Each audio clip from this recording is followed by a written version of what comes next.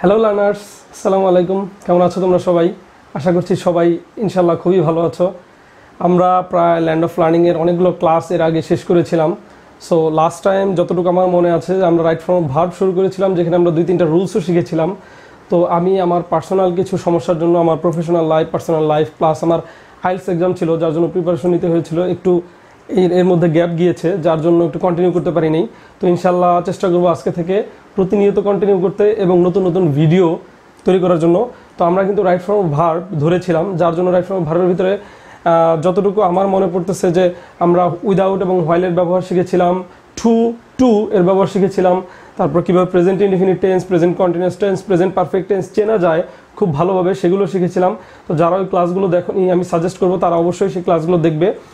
আজকে আমরা right from ভার্বের মধ্যে যে রুলসটা শিখতে যাচ্ছি সেটা হচ্ছে মডাল অক্সিলারি। তো আমরা বাক্যের বিভিন্ন জায়গায় মডাল অক্সিলারি ভার্বগুলো ব্যবহার করি, যেটাকে আমরা অক্সিলারি ভার্ব হিসেবে বলি। অক্সিলারি ভার্বের ভিতরে 2টা টাইপস আছে, যেটার ভিতরে একটা প্রাইমারি অক্সিলারি, একটা মডাল অক্সিলারি, এবং মডাল অক্সিলারি ভার্বগুলোকে হেল্পিং ভার্ব হিসেবে আমি বলে থাকি।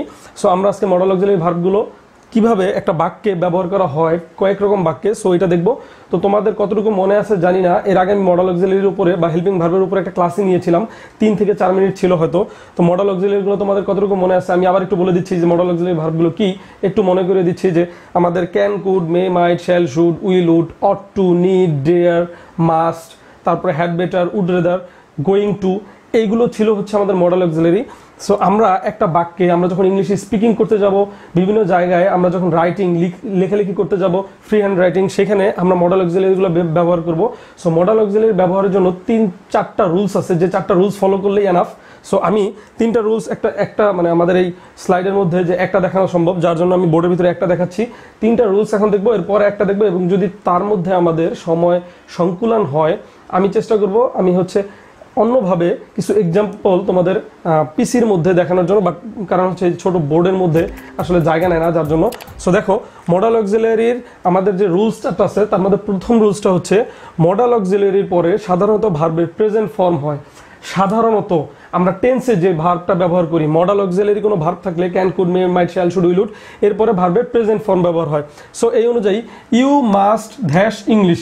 সো ব্র্যাকেটে যদি পরীক্ষা এমন লার্ন আসে আর মডাল অক্সিলারির পরে যদি এখানে দেখো শূন্যস্থান দেওয়া আছে, সো তুমি এখানে মডাল অক্সিলারির পরে ভার্বের প্রেজেন্ট ফর্মটা লার্ন ইউজ করতে পারো। সো এটা ছিল হচ্ছে প্রথম, খুবই সহজ। এর মানে বোঝাচ্ছে আমরা অবশ্যই ইংরেজি শিখবো। সো এখানে বোঝাচ্ছে যে মডাল অক্সিলারির পরে ভার্বের প্রেজেন্ট ফর্ম হয়। সেকেন্ডটা হচ্ছে মডাল অক্সিলারির পরে ভার্বের যদি বি থাকে, বি হচ্ছে আমাদের এমনিতেই একটা ভার্ব। সো আমরা কিন্তু বি ভার্বকে এখানে অ্যামিজ আর ওয়াজ ওয়ার মনে করবো না, এখানে মনে করবো বি ভার্ব মানে হচ্ছে বি, বিন। সো এই অনুযায়ী মডাল অক্সিলারির পরে যদি বি ভার্ব থাকে তারপরে ভার্বের V3 হয়। V3 মানে হচ্ছে ভার্বের পাস্ট পার্টিসিপল ফর্ম। আমি V1 মানে বলেছি ভার্বের প্রেজেন্ট ফর্ম, V2 মানে হচ্ছে ভার্বের পাস্ট ফর্ম, এবং V3 মানে হচ্ছে ভার্বের past participle form. So modal অক্সিলারির পরে যদি বি ভার্ব থাকে তাহলে ভার্বের পাস্ট পার্টিসিপল ফর্ম হয়। যেমন আমাদের এখানটাতে দেওয়া আছে ইংলিশ, একটা ড্যাশ দেওয়া আছে, এবং বাই এভরিওয়ান, এখানে ব্র্যাকেটে লার্ন দেওয়া আছে।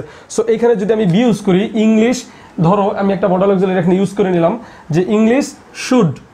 সো এইটা হচ্ছে একটা মডাল অক্সিলারি, শুড দেয়া আছে, এবং পরীক্ষা যদি দেখো যে শুডের পরে বি দেয়া আছে, শুড বি, সো সেই ক্ষেত্রে should be dash by everyone, plus আমাদের এখানে একটা বাইও দেয়া আছে। সো আমরা কিন্তু মূলত জানি যে প্রিপোজিশন বাই থাকলে বা মানে 80% প্রিপোজিশন যদি বাই থাকে, তারপরে যদি একটা আমাদের অবজেক্ট থাকে বা এক্সটেনশন থাকে, সেটা প্যাসিভ ভার্ব হিসেবে ব্যবহার করা হয়। যেমন আমরা কিন্তু অ্যাক্টিভ থেকে প্যাসিভ ভয়েস চেঞ্জ যখন করি তখন কিন্তু এটা ব্যবহার করে থাকি। যেমন English should be learned. So তোমরা এখানে লার্নও লিখতে পারো, কোনোটাই কাটা দিবে না। আমাদের V3 হচ্ছে learned. So English should be learned by everyone. এটা কিন্তু একদিকে যেমন মডাল অক্সিলারি ব্যবহার করা হচ্ছে যে মডাল অক্সিলারির পরে বি থাকলে V3 হয়, এবং অন্যদিকে এটা হচ্ছে একটা প্যাসিভ ভয়েস। আর মূলত এটা আমাদের সবসময় মাথায় রাখতে হবে, প্যাসিভ ভয়েসের ক্ষেত্রেই হচ্ছে মডাল অক্সিলারির পরে বি তারপরে V3 হয়। কিন্তু অ্যাক্টিভ যদি থাকে বা টেন্স যদি থাকে, মডাল অক্সিলারির পরে বি থাকলে সেটা ভার্বের সাথে আইএনজি হয়। আমাদের 3টা এখানে লিখেছি, এর পরের স্লাইডে আমরা আরেকটা দেখব। 3 নাম্বার, মডাল অক্সিলারির পরে যদি হ্যাভ থাকে তারপরে V3 হয়। খুব মজার, মডাল অক্সিলারি ভার্বের পরে যদি হ্যাভ থাকে তারপরে V3 হয়। সো আমাদের এখানে দেওয়া আছে we has the poor, help দেওয়া আছে। সো আমি যদি এখানে লিখি উই শুড অথবা উড, ধরো আমি এখানে উড লিখলাম, উই উড হ্যাভ। সো আমরা যখন দেখবো যে মডাল অক্সিলারি একটা আছে এবং তারপরে হ্যাভ দেওয়া আছে, তারপরে চোখ বন্ধ করে সেখানে V3 হইতে হবে। সো এইখানটাতে যেমন V3 দেওয়া আছে, help, helped, helped, so modal অক্সিলারির পরে যদি হ্যাভ থাকে তারপরে অবশ্যই V3 হয়। সো এই হচ্ছে আমাদের তিনটা রুলস। আমরা নেক্সট আরেকটা রুলস যেটা বাকি আছে সেটা দেখব এবং তার সাথে চেষ্টা করব কয়েকটা এক্সাম্পল দেখার।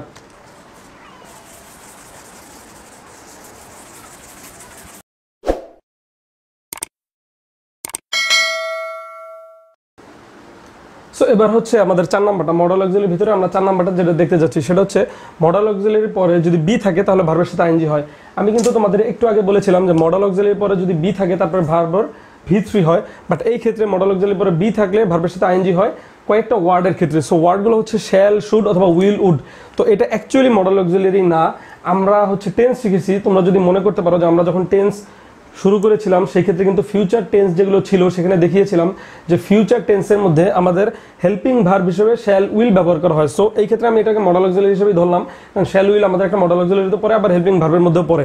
সো সেই হিসেবে শ্যাল উইল অথবা শুড উড এই কথাগুলো যে আছে, এই কথাগুলো যদি থাকে তারপর বি থাকে তারপর ভার্বের সাথে আইএনজি হয়। সো তোমাদের এখন ডিফারেন্সিয়েট করতে হবে যে তাহলে কখন ভার্বের সাথে আইএনজি হচ্ছে এবং কখন ভার্বের সাথে V3 হচ্ছে বা পাস্ট পার্টিসিপল হচ্ছে। সো এটা তোমাদের এই ডিফারেন্সিয়েটটা তোমরা করতে পারবা যখন দেখবা কোনো কাজ চলমান বোঝায় বা চলতেছে বা হইতে থাকিবে, মানে এটা হচ্ছে ভবিষ্যৎকালের ফিউচার কন্টিনিউয়াস টেন্স, যার জন্য তে থাকিবে মানে কাজটি হইতে থাকিবে, হইতে থাকিবা, হইতে থাকিব, এরকম কথাগুলো যদি বোঝায় তাহলে চলমান বোঝালে সেটা আইএনজি হবে এবং চলমান না বোঝালে হচ্ছে V3 হয়। সো এক্সাম্পল যদি দেখো তাহলে বুঝতে পারবে যে দে উইল বি দ্যাশ ফিশ। সো এই খাতে বোঝা যাচ্ছে যে উইল বি তারা ধরতে থাকিবে। সো উইল বি এখানে আমাদের ব্র্যাকেটে ক্যাচ দেয়া আছে। সো উইল বি এর পরে আমরা এখানে ক্যাচ তার সাথে আইএনজি যোগ করে দিব, they will be catching fish. So এখানে বোঝা যাচ্ছে যে তারা মাছ ধরতেই থাকিবে।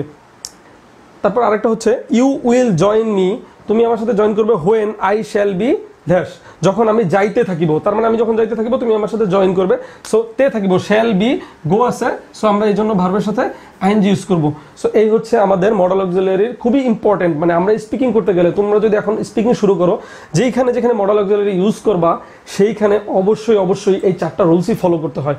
আমরা ডেফিনেটলি মানে আমরা হচ্ছে এই 4টা রুলস বেসিক্যালি ইউজ করে থাকি, যার জন্য আমাদের এই 4টা রুলস হচ্ছে খুব ইম্পর্টেন্ট। আমি কিন্তু একটা রাইট ফর্ম ভার্বের একটা রুলসের মধ্যে 4টা পার্ট দেখালাম। সো এখন আমি ট্রাই করবো যে কয়েকটা এক্সাম্পল তোমাদের দেওয়ার জন্য। এক্সাম্পলগুলো এখানে লেখাটা একটু ঝামেলা, যার জন্য আমি এখন এটাকে ট্রান্সফার করে আমার ল্যাপটপে নিয়ে যাচ্ছি এবং ল্যাপটপে স্ক্রিন রেকর্ডারের মাধ্যমে তোমাদের কিছু এক্সাম্পল দেখানোর চেষ্টা করছি। তোমরা যদি এক্সাম্পলগুলো একটু মনোযোগ দিয়ে দেখো, আমার মনে হয় এই 4টা রুলস কারোর জন্য ভুল হবে। আমি এক্সাম্পলে একটু ক্রিটিক্যাল ভাবে এক্সাম্পলগুলো দেখাবো, যার জন্য ওইখানে একটু বেটার দেখতে পারবে। এখানে হচ্ছে আমি জাস্ট বোঝানোর জন্য এই রুলসগুলো দিলাম।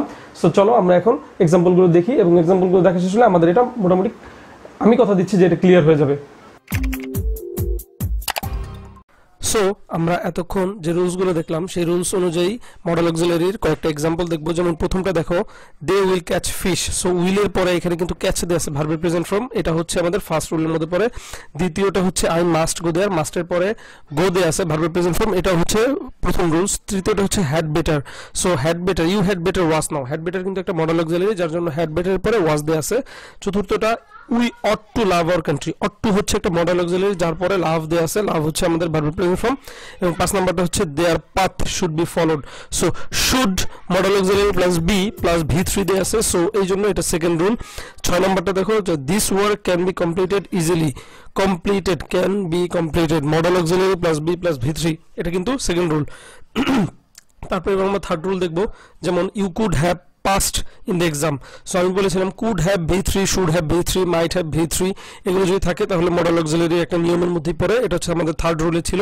এবং তারপরটা হচ্ছে might have gone, John might have gone there. So might have gone, might plus have plus V3, এটাও আমাদের থার্ড রুল। এবং লাস্ট হচ্ছে আমাদের ফোর্থ রুল, যেটা হচ্ছে আমাদের ফিউচার কন্টিনিউয়াস টেন্স ছিল, যে subject plus shall will plus be plus ভার্বের সাথে আইএনজি। সো দেখো এখানে দেওয়া আছে he should be reading now, so should be reading modal auxiliary plus be plus ভার্বের সাথে আইএনজি, এটা হচ্ছে আমাদের ফোর্থ রুলে ছিল। এবং লাস্ট ওয়ান হচ্ছে same, they will not be joining. So will not, নটটা হচ্ছে নেগেটিভ ওয়ার্ড হিসেবে আসছে, আর কিছুই না। সো নট বি তারপরে জয়েন তার সাথে আইএনজি আছে, নট বি জয়নিং। সো এই হচ্ছে আমাদের 10টা এক্সাম্পল আমরা দেখলাম। তাছাড়া আমরা হচ্ছে মূল যে রুলগুলো দেখার সেই 4টা রুল দেখলাম। আমরা খুব ভালোভাবে এই 4টা রুল অ্যাপ্লাই করবো এবং শিখবো, যাতে করে আমরা ইন ফিউচারে যত জায়গায় এগুলো ইউজ করি না কেন খুব ভালোভাবে ইউজ করতে পারি।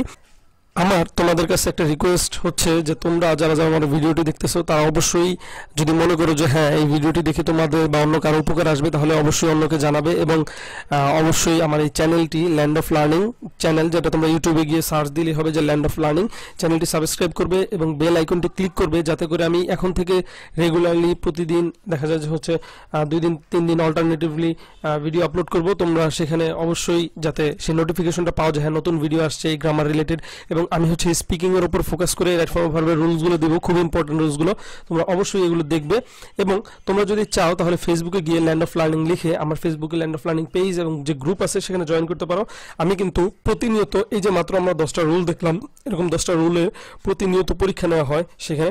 সো পরীক্ষা নিয়ে দেখা যায় একটা মাল্টিপল চয়েস নিলাম, একটা এমসিকিউ নিলাম, এরকম আমি ডিফারেন্টভাবে আমার পেজে একটা পরীক্ষা নেই প্রতিদিন সন্ধ্যার পরে, এবং আমার গ্রুপেও একটা করে পরীক্ষা নেই। সো পরীক্ষাতে তোমরা অ্যাটেন্ড করতে পারো। যেমন এই রুলগুলো যে শিখলে এই রুলগুলোই তোমরা অ্যাপ্লাই করবে সেই টেস্টে, নিজেদেরকে অ্যানালাইজ করে দেখতে পারো। এবং কারো যদি কোথাও কোনো সমস্যা হয় আমাকে অবশ্যই সেটা কমেন্ট করে জানাতে পারো বা আমাকে ইনবক্স করতে পারো। সো নেক্সট ভিডিও আসার আগ পর্যন্ত তোমরা অবশ্যই ভালো থাকবে, এবং যদি কারো বুঝতে সমস্যা হয় অবশ্যই আমাকে জানাবে। সো সবাই ভালো থাকবে।